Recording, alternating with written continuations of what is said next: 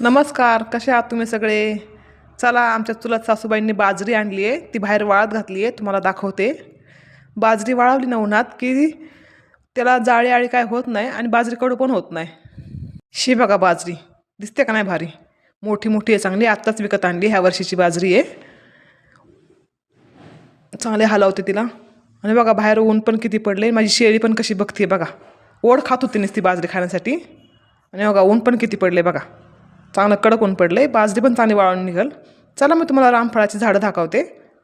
बघा इथं रामफळाची झाडं आहेत आणि त्याला किती फळ लागले बघा.